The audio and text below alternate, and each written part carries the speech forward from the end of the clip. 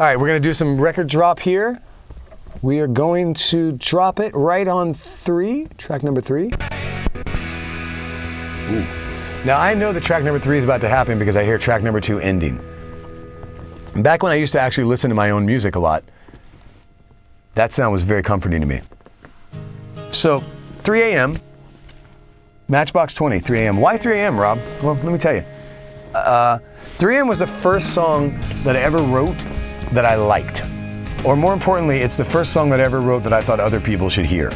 So like I was spending all of my time since I was 14 years old playing in bands, writing a bunch of songs, but really my only motivation was that I was a weird kid and I was awkward and I didn't know how to talk to girls, and the only way that I could talk to girls was by playing music. And so my first attempts at writing music were just really bad Lionel Richie songs. Like I wanted to write Stuck on You, or I wanted to write Easy Like Sunday Morning, and I just wrote really bad love songs that I thought would get me laid, honestly. And then when I was like 19 or 20, I wrote 3 a.m. and I wrote it because when I was about 12 or 13, my mother had cancer.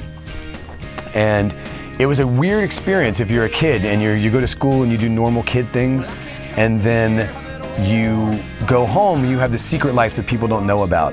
And I think there's a lot of references to rain because we lived in Florida, and if you've ever been to Florida and you're in the summer, it rains a lot. And so I had a lot of these memories of rainy days of my mom kind of sleeping off the chemotherapy and coming home and taking care of her. I think one of the funnier things that happened, I mean, not haha funny, but was that it kind of became, it became whatever other people needed it to be over the years. Like some people, they apply it to their marriage. Some people apply it to their friendships, to people they've loved, people they've lost. I think the best part about a song is that, like if I write a song that's about me and it's about something I'm going through, you don't need to know that. Like the best songs are universal, so I don't need to tell you about what I went through. I need to tell you about how that made me feel, and you can relate to the feeling of that thing.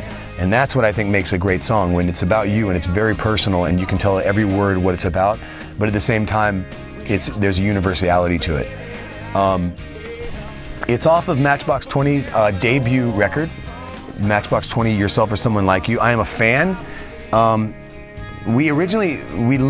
record was supposed to come out on a February, and Paul and I went to go see this singer-songwriter, and I can't even remember her name, and I'm really sad about it. But she was just this really great singer-songwriter, and the record was going to be called Woodshed Diaries. We had a different title, we had a different cover. And the next day we walked in because this girl had started a song, and she said, "This song is for you or someone like you." And I thought that was the greatest line I'd ever heard, and we stole that directly, and we made it, and our label hated us because they had literally made up like 3,500 copies of a record with a different title. And we changed the title, and they're like, "Well, if we do this, we can't put it out till February." And we're like, "Ooh, more rollout time, that's awesome." And then we chose this cover.